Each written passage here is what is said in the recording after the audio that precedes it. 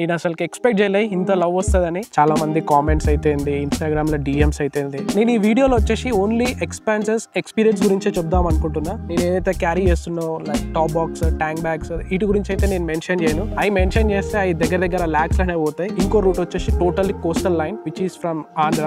పాండిచ్చేరి పోయినా అండ్ పాండిచ్చేరి నుంచి రామేశ్వరం నుంచి ధనుష్కోటి. ఏమన్నా జరగవచ్చు రైడ్ లో పోయేటప్పుడు. బెంగళూరు నుంచి నేను ఎప్పుడైతే హైదరాబాద్ పోతున్నో నాకు లైట్ గా చెస్ట్ పెయిన్ అయితే వచ్చింది. ఈ 782 కిలోమీటర్స్ కి నేను డిఫరెంట్ పెట్రోల్ బంక్ అయితే పెట్రోల్ ఫిల్ చేసిన. అండ్ మన తెలంగాణ కన్నా తమిళనాడులో కొంచెం అటు ఇటు ప్రైస్ తక్కువనే ఉంది. టోటల్ ఫ్యూయల్ కాస్ట్ వచ్చేసి నాకు 2953 కిలోమీటర్స్ కి వెబ్సైట్ లోనే యాప్ లోనే డైరెక్ట్ పే చేసి అడిగి పోయి రూమ్ చెక్ చేసుకొని ఉంటా అంటే నా లెక్క మీరు లాస్ అయిపోతారు. రీసెంట్లీ మన ఒక ఇండియన్ రైడర్ లండన్ కి పోయినప్పుడు ఎక్కడో బైక్ పార్క్ చేస్తే తన బైక్ అయితే పోయింది. మీరు ఉండే హోటల్ మీకు సేఫా కాదా అండ్ మీ బైక్ కి సేఫా కాదా చూసుకొని అయితే బుక్ చేసుకోండి.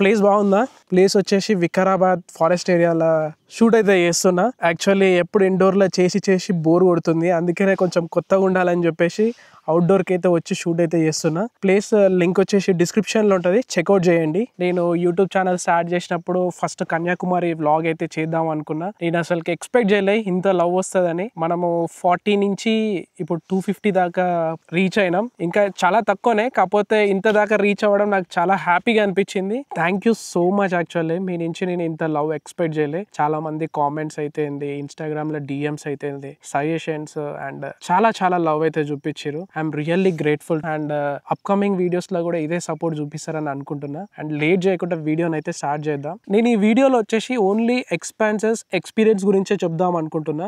దీంట్లో ఓన్లీ ఏదైతే fuel and stays, food and other expenses దీని గురించే మాట్లాడుతున్నా. గ్యాడ్జెట్స్ అండ్ థింగ్స్ లైక్ నేను ఏదైతే క్యారీ చేస్తున్నో like top box, tank bags, వీటి గురించి అయితే నేను మెన్షన్ చేయను. అవి మెన్షన్ చేస్తే అవి దగ్గర ల్యాక్స్లోనే పోతాయి. అవి డిఫరెంట్. సో వాటి గురించి సపరేట్ వీడియో అయితే చేస్తా. ఓన్లీ దీంట్లో నేను fuel, stays and hotels and other expenses గురించే మాట్లాడతా. దాని గురించే మెన్షన్ చేస్తా. దాని గురించి సపరేట్ వీడియో వస్తుంది, త్వరలో చేస్తా దాని మీద కూడా వీడియో. నేను కన్యాకుమారికి పోదాం అనుకున్నప్పుడు యాక్చువల్లీ 3 రూట్స్ అయితే ఉన్నాయి. ఒకటి రూట్ వచ్చేసి బెంగళూరు నుంచి, ఇంకోటి వచ్చేసి మధురై, ఇంకో రూట్ వచ్చేసి totally coastal line which is from Andhra. Ongole, Nellore, Chennai ఈ ప్లేస్ నుంచి అయితే నేను పాండిచ్చేరికి అయితే రీచ్ అయినా. చాలా మంది బెంగళూరు నుంచి లేకపోతే మధురై నుంచి కన్యాకుమారికి అయితే విజిట్ అయితే చేస్తారు. ఆ నుంచి రామేశ్వరం ఇట్లా బ్యాక్ అయితే వస్తారు. కానీ నేను కొత్తగా కొంచెం చూపించాలి అని చెప్పేసి ఇట్లా కోస్టల్ లైన్ అయితే పోయినా. రోడ్స్ అయితే సూపర్. యాక్చువల్లీ నేను ఎక్స్పెక్ట్ చేయలేదు ఇంత మంచిగా ఉంటాయని కోస్టల్ లైన్ రూట్స్. అండ్ నేను ఫస్ట్ డే వచ్చేసి పాండిచ్చేరి పోయినా. అండ్ పాండిచ్చేరి నుంచి రామేశ్వరం నుంచి ధనుష్కోటి నుంచి కన్యాకుమారి అయితే పోయినా. అండ్ కన్యాకుమారి నుంచి నేను మళ్ళా బ్యాక్ కేరళ బార్డర్ అయితే వెళ్ళిన. కేరళ నుంచి నేను డైరెక్ట్ బెంగళూరుకి వచ్చిన. బెంగళూరు నుంచి మళ్ళీ హైదరాబాద్కి అయితే వచ్చిన. మీరు ఏ రూట్ అయినా వెళ్ళిపోవచ్చు, రోడ్స్ అయితే మంచిగానే ఉంటాయి. కాకపోతే నేను సజెస్ట్ చేసేది ఏంటంటే మీరు హైదరాబాద్ నుంచి కన్యాకుమారి కవర్ చేయాలనుకుంటే ఒక్కసారి ఈ పాండిచ్చేరి రూట్ అయితే చెక్అవుట్ అయితే చేయండి. రొటీన్ రూట్స్ కాకుండా కొంచెం కొత్తగా అనిపిస్తుంది. మీరు పాండిచ్చేరి నుంచి పోతే ఇట్లా బ్యాక్ సైడ్ నుంచి మళ్ళీ పైకి రాకుండా డైరెక్ట్ పై నుంచి కిందికి పోయినట్టు అవుతుంది. పాండిచ్చేరి, రామేశ్వరం, ధనుష్కోటి అండ్ కన్యాకుమారి. మళ్ళీ వచ్చే దారిలో మీరు మధురై టెంపుల్ ని కూడా విజిట్ చేయొచ్చు ఇంటికి వచ్చే టైంలో. సో టైం సేవింగ్ అయితే అవుతుంది. మీకు ఇక్కడ మ్యాప్స్ డిస్ప్లే చేస్తుంటా 3 రూట్స్ అయితే చూపిస్తాయి. ఇంకొకటి వచ్చేసి మెయిన్ అన్ఎక్స్పెక్టెడ్ ఏమైనా జరగవచ్చు రైడ్ లో పోయేటప్పుడు. సపోజ్ మేము రామేశ్వరం నుంచి కన్యాకుమారి పోయేటప్పుడు మా ఫ్రెండ్ బైక్ అయితే బ్రేక్ డౌన్ అయిపోయింది.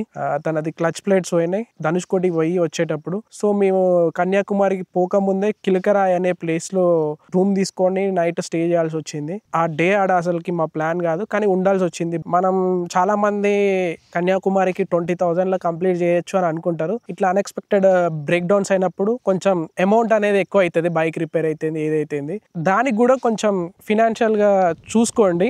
బ్యాకప్ ప్లాన్ అయితే పెట్టుకోండి ఫర్ సేఫ్ సైడ్. ఏం కావద్దనే చూసుకుంటారు, అందరు కేర్ఫుల్ గానే పోతారు, కానీ అన్ఎక్స్పెక్టెడ్ అవుతాయి కదా. సో అందుకనే ఈ పాయింట్ అయితే హైలైట్ చేస్తున్నా. మాకు ఎక్స్పీరియన్స్ అయింది కాబట్టి అందుకనే మీకైతే చెప్తున్నా నేను. అండ్ లాస్ట్ మెయిన్ థింగ్ ఏంటంటే, మీరు ఎక్కడికి పోయినా లాంగ్ రైడ్స్ కానీ షార్ట్ రైడ్స్ కానీ మెడికేషన్, బేసిక్ మెడికేషన్స్ అయితే క్యారీ చేయండి. ఎందుకంటే నేను 5 days నేను అవుట్ సైడ్ ఫుడ్ తినడం వల్ల నాకు గ్యాస్ట్రిక్ అయితే అయింది.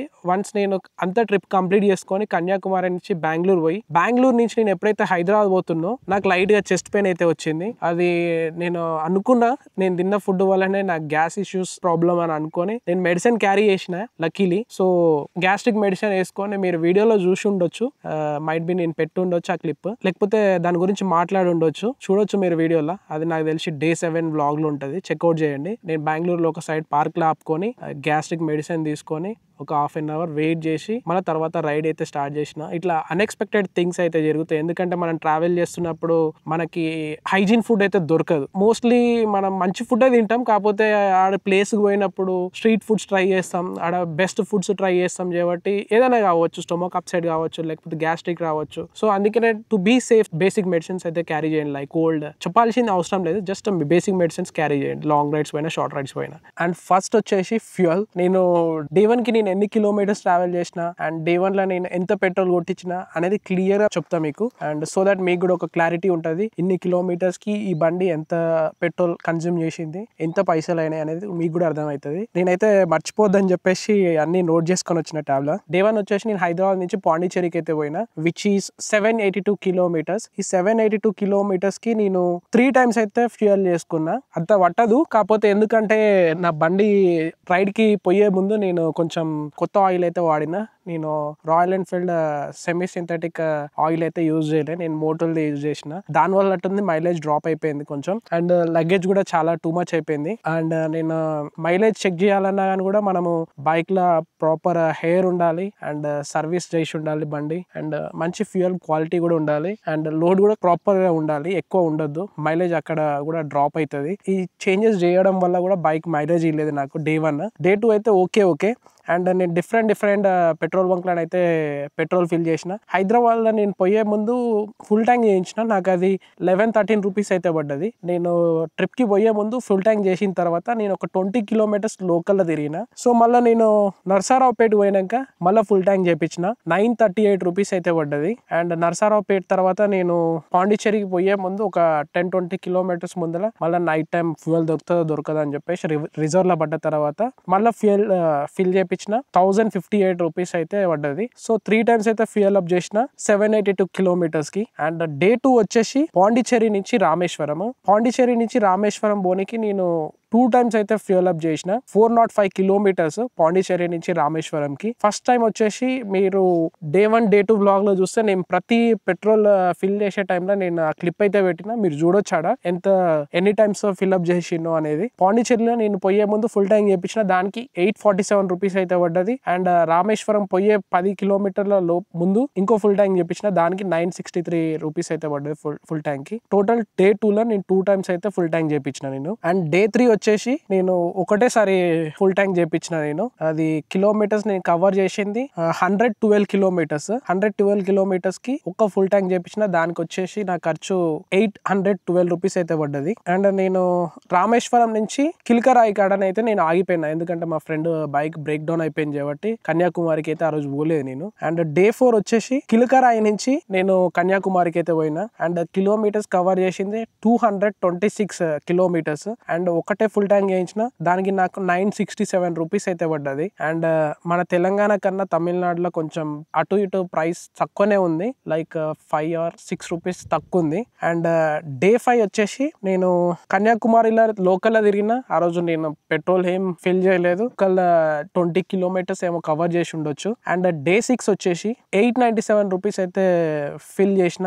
డే 7 వచ్చేసి నేను కన్యాకుమారి నుంచి బెంగళూరు నుంచి హైదరాబాద్కి అయితే వచ్చిన. నేను అది మొత్తం 1293 కిలోమీటర్స్ అయితే కవర్ చేసిన. ఈ 1293 కిలోమీటర్స్ కి నేను 3 టైమ్స్ అయితే ఫ్యూల్ అప్ చేసిన. ఫస్ట్ వచ్చేసి 775 అండ్ సెకండ్ వచ్చేసి 928 అండ్ థర్డ్ వచ్చేసి 960. టోటల్ ఫ్యూయల్ కాస్ట్ వచ్చేసి నాకు 10,258 రూపీస్ అయితే పడ్డది. అండ్ కిలోమీటర్స్ కవర్ చేసింది 2,953 కిలోమీటర్స్ అయితే కవర్ చేసిన. 2,953 కిలోమీటర్స్ కి నాకు 10,258 రూపీస్ అయితే పడ్డది. అది మైలేజ్ ఎంత వచ్చిందో నేను ఇక్కడ స్క్రీన్ పైన పెడతా నేను. అండ్ నెక్స్ట్ వచ్చేసి స్టేస్ లో నాకు డే 1 లోనైతే ఒక మంచి ఎక్స్పీరియన్స్ అయితే జరిగింది. నియర్లీ నేను 800 రూపీస్ అయితే లాస్ అయినా. నేను ఓయో యాప్ లో ఒక రూమ్ ని చెక్ చేసి ఆన్లైన్ లో అయితే పే చేసిన. అడిగి పోయిన తర్వాత రూమ్ చాలా కంజెస్ట్ ఉంది, అసలుకి ఒక పర్సన్ కూడా ఉండలేరు దాంట్లో. మేము యాక్చువల్గా ఇద్దరం ట్రావెల్ చేస్తున్నాం. సో మళ్ళా రిఫండ్ చేయమని అడిగినాం, కానీ రిఫండ్ కాలేదు. సో 800 రూపీస్ అయితే లాస్ అయిపోయింది. మీకు చెప్పేది ఏంటంటే, మీరు ఇన్ కేస్ ట్రావెల్ చేస్తున్నప్పుడు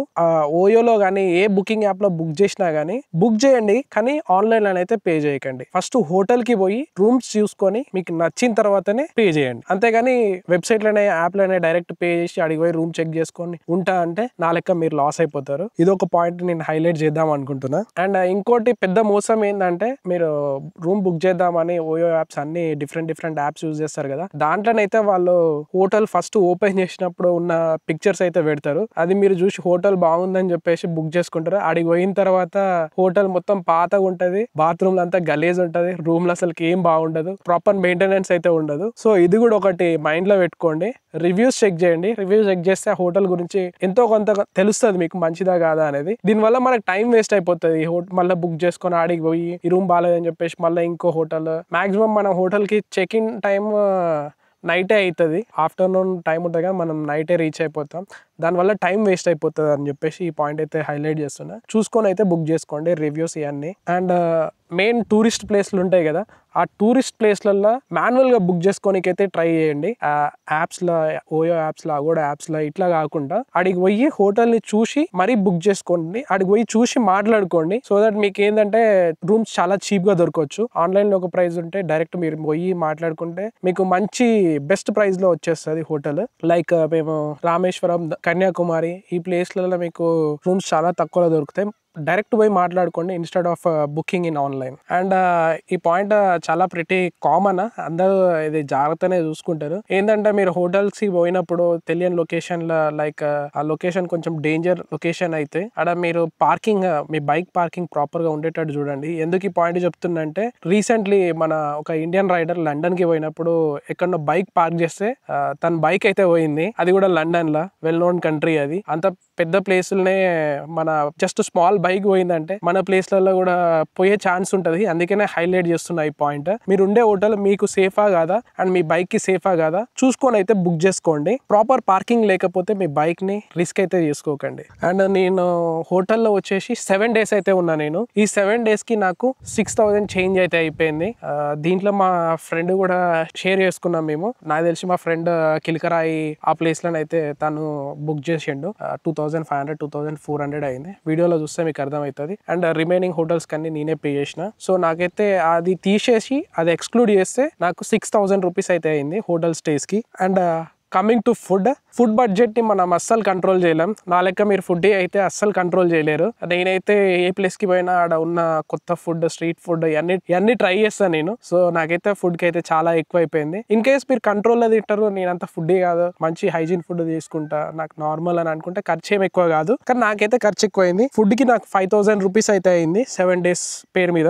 అండ్ మీరు ట్రావెల్ చేసేటప్పుడు మాక్సిమం హెల్తీ ఫుడ్ తీసుకోండి. ఆయిలీ ఫుడ్, జంకీ ఫుడ్ ఇవన్నీ తీసుకోకండి. ఎందుకంటే ఏమన్నా కావచ్చు, నాకైతే డే 6లోనో డే 7లోనో చెస్ట్ పెయిన్ వచ్చిందని చెప్పినా కదా, అట్లా కావచ్చు, చిన్నదే నాకు. కానీ పెద్ద ఏదన్నా అయితే ట్రిప్ అంతా క్యాన్సిల్ చేసుకోవాల్సి వస్తుంది, ప్లాన్ అంతా వేస్ట్ అయిపోతుంది. సో అందుకనే చెప్తున్నా, హెల్తీ ఫుడ్ అయితే తీసుకోండి. మాక్సిమం బిగినర్స్ అయితే మిస్టేక్స్ చేస్తారు. అదర్ ఎక్స్పెన్సెస్ అంటే పెద్దగా ఏం అనుకోకండి, జస్ట్ చిన్న చిన్నవి like parking fees, air filling. నేను ప్రతిరోజు హెయిర్ చెకప్ చేయించి హెయిర్ ఫిల్లింగ్ అయితే చేపిస్తా, దానికి 10 రూపీస్. అండ్ టూరిస్ట్ ప్లేస్లలో కొన్నిటికి టికెట్స్ ఉంటాయి, లైక్ నేను ఇప్పుడు కన్యాకుమారిలో మెమోరియల్ రాక్ పోనీకి బోట్ ఫీజ్ అయితేంది, లోపల చిన్న చిన్న టికెట్ ఫీస్ ఉంటాయి కదా అవి. అండ్ షాపింగ్, చిన్న చిన్న షాపింగ్స్ లైక్ నేను రామేశ్వరంలో టెంపుల్ పోనీకి ఆడ నాకు షార్ట్ మీద పోయినా, నేను టెంపుల్కి ఆడ పంచ కట్టుకొని పోవాలి, నేను మళ్ళీ బయటకు వచ్చి పంచ కొనుక్కొని ఆ పంచ కట్టుకొని మళ్ళీ పోవాల్సి వచ్చింది. అట్లాంటి చిన్న చిన్న ఎక్స్పెన్సెస్ అయితే ఉంటాయి. సో దానికి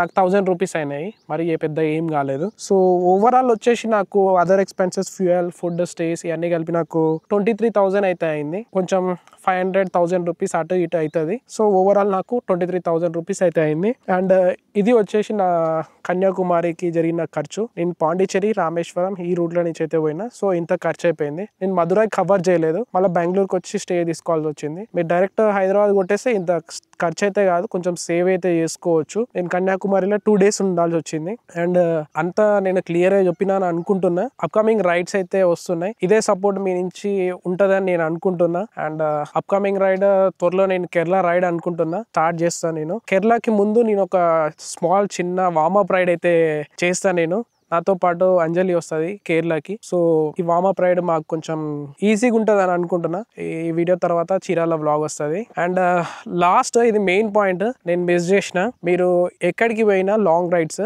బైక్ ని మీరు ఏదైతే మిషన్ ని వాడుతుర్రో ఆ మిషన్ కి ప్రాపర్ సర్వీస్ చేయించండి. ఏ చిన్న ప్రాబ్లం ఉన్నా అది ఫిక్స్ చేసి అయితే రైడ్ స్టార్ట్ చేయండి. Tyres, engine oil and brake pads, each and everything check చేసుకొని అయితే పోండి. నాతో పాటు వచ్చిన మా ఫ్రెండ్, తనకి ఏమంటారు క్లచ్ ప్లేట్స్ ప్రాబ్లం ఉన్నాయి, ట్రిప్ కి పోకముందే వచ్చేస్తుంది బండి, పోయేసి వచ్చేస్తుంది అని చెప్పేసి ఆ కాన్ఫిడెంట్ తోటి బండి తీసుకొచ్చిండు. మధ్యలో ధనుష్ కోటిలో క్లచ్ ప్లేట్స్ అయితే పోయినాయి. బైక్ లో ఏ చిన్న ప్రాబ్లం ఉన్నా ఫిక్స్ చేసుకొని అయితే రైడ్ అయితే స్టార్ట్ చేయండి. మీకు పీస్ఫుల్ గా రైడ్ కంప్లీట్ చేసినట్టు ఉంటుంది, మీకు కాన్ఫిడెంట్ ఉంటుంది. And that's it. And see you in Chirala vlog. Until then, stay safe, keep smiling, peace out.